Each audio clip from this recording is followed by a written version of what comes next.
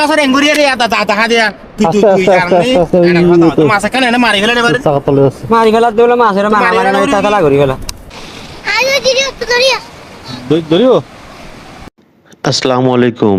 আমাদের এবারের পর্বে থাকছে মেরিন ড্রাইভে জেলেদের কষ্টের জীবন।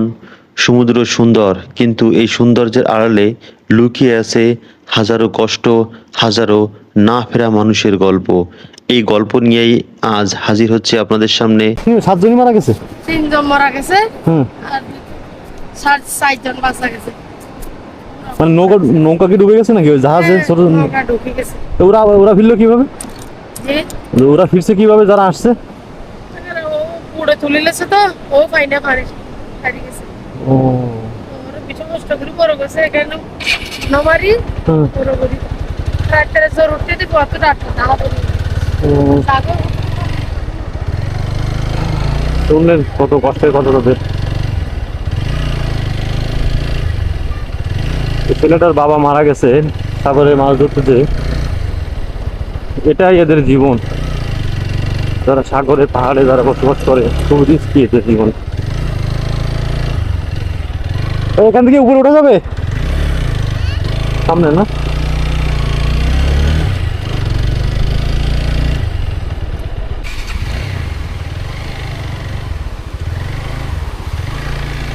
আলহামদুলিল্লাহ, মাশাআল্লাহ।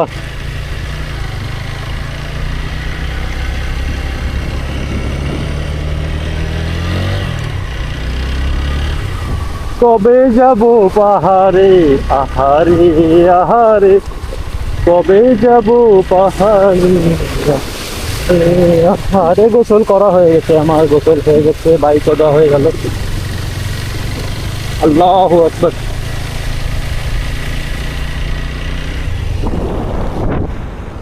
সব ব্যাগ ঢুকে গেছে। ওল্লা ওল্লা ওল্লা, ডেবে যাচ্ছে ডেবে যাচ্ছে ডেবে যাচ্ছে রে ডেবে যাচ্ছে ডেবে।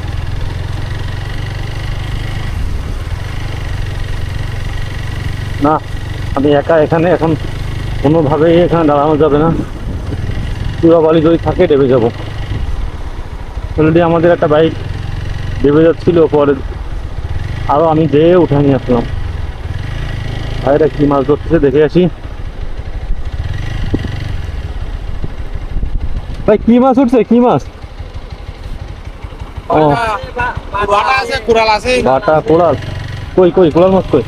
কুড়াল এই তো বড় আছে যে তো ছোট তো।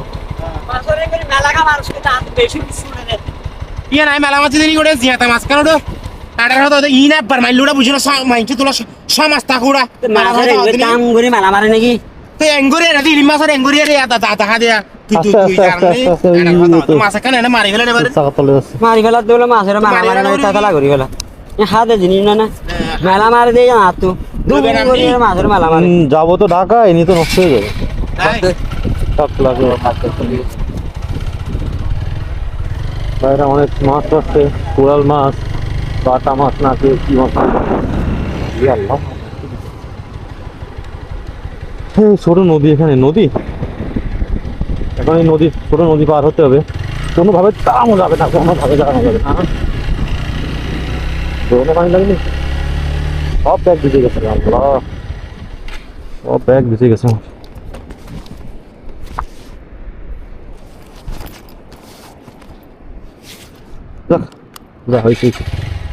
কক্সবাজার মেরিন ড্রাইভের এই সি বিচে অনেক পরিষ্কার পরিচ্ছন্ন রয়েছে, কারণ এখানে দর্শনার্থী অনেক কম আসে, যার কারণে এটা পরিচ্ছন্ন রয়েছে।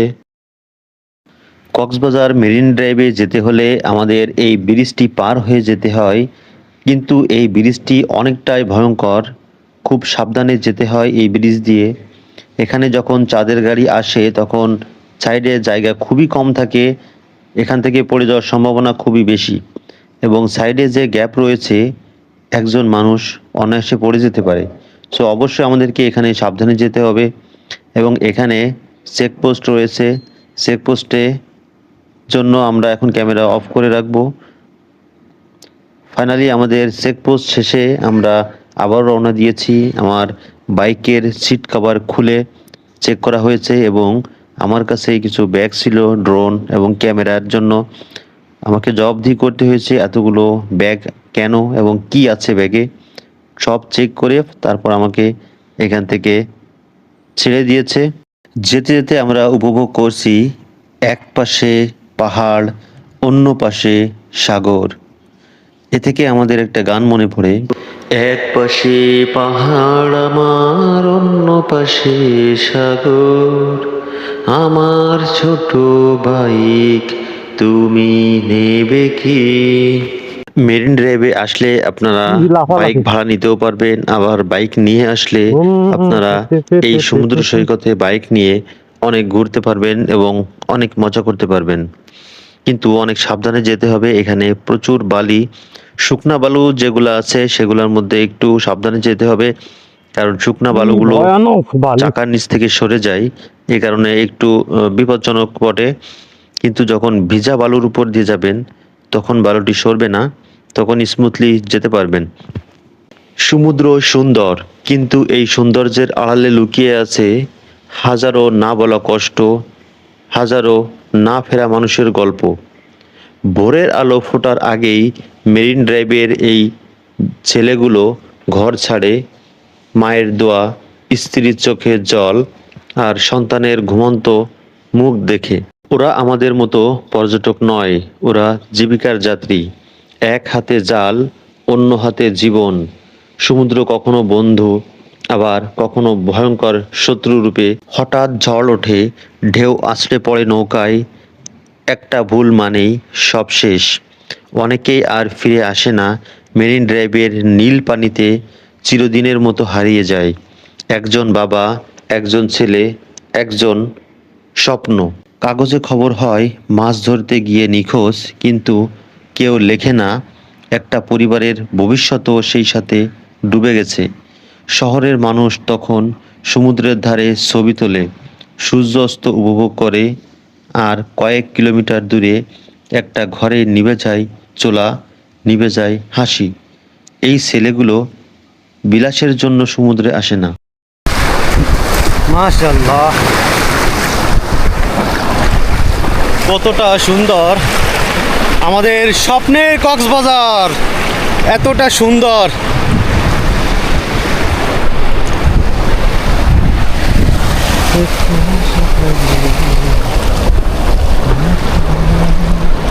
এখানে মাছ ধরছে ভাইরা, মাছ ধরছে এখানে, আর পানি আমার বাইকের সাইডে চলে যাচ্ছে পানিটা।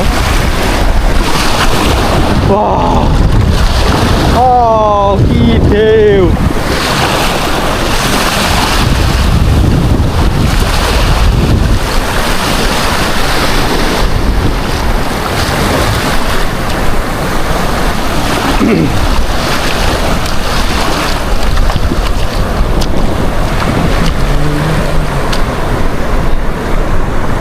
কক্সবাজারের মেরিন ড্রাইভের এই বিচে প্রচুর পরিমাণে ছোট ছোট লাল কাঁকড়া দেখতে পারবেন। যখনই আপনি তাদের কাছে যাবেন ঠিক তখনই তাদের বাসায় তারা লুকিয়ে পড়বে। এখানে এক জেলে রেনু মাছ ধরছে, ছোট ছোট রেনু মাছ। বাইরে মাছ ধরতেছে, ছোট ছোট রেনু মাছ। আর এই যে কাঁকড়া, দেখুন কি পরিমাণ কাঁকড়া, প্রচুর পরিমাণে কাঁকড়া, কাঁকড়া আর কাঁকড়া। মাশাআল্লাহ, কত কাঁকড়া!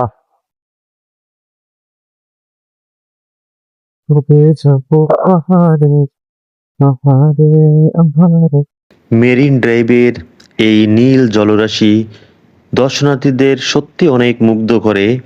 আপনারা আসলে এই নিরিবিলি এই বিচে অবশ্যই আসবেন। মাশাআল্লাহ, আল্লাহ সৃষ্টি কত সুন্দর এই বীজ। এখানে মাছ ধরছে জেলেরা। এখানে ডাবল স্ট্যান্ড দিতে হবে, দেখি ডাবল স্ট্যান্ড থেকে কিনা। ডাবল স্ট্যান্ড দিছি তো ভাই, দেখি আল্লাহ যা করে। আমরা এখন আছি কক্সবাজার সমুদ্র সৈকতে। প্রচুর কাঁকড়া ছিল এখানে।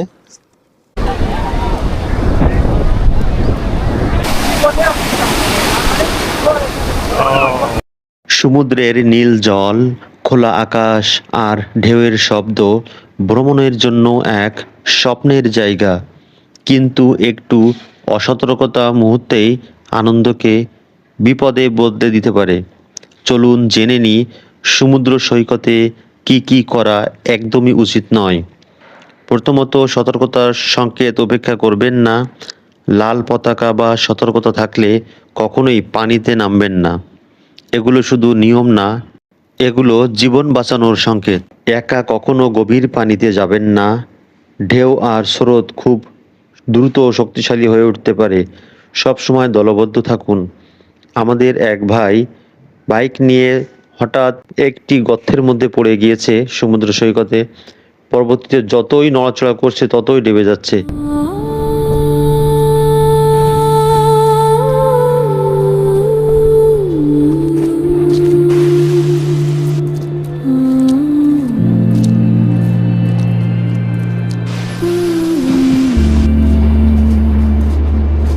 আমরা বান্দরবন ঘুরে যখন কক্সবাজার আসি, ঠিক ওই ডেটে আমার এক ভাইয়ের জন্মদিন ছিল। সো জন্মদিনের কেকটি কাটা হয় মেরিন ড্রাইভের এই সমুদ্র সৈকতের সন্ধ্যার সময়। ঠিক তার অন্য পাশে আর এক ভাই বলছে আমি একটু ড্রোন শ্যুট নিব বাইক দিয়ে। সো এটাও ট্রাই করলাম। ট্রাই করে আমরা আবার আমাদের গন্তব্য হোটেল রুমে যাওয়ার জন্য বের হয়েছি, এবং পরবর্তী দিন আমরা আবার সকাল সকাল আসবো, এজন্য এখন বের হয়েছি। সো এই ভিডিওটি যদি আপনাদের অবশ্যই ভালো লেগে থাকে তাহলে লাইক, কমেন্ট এবং চ্যানেলটি সাবস্ক্রাইব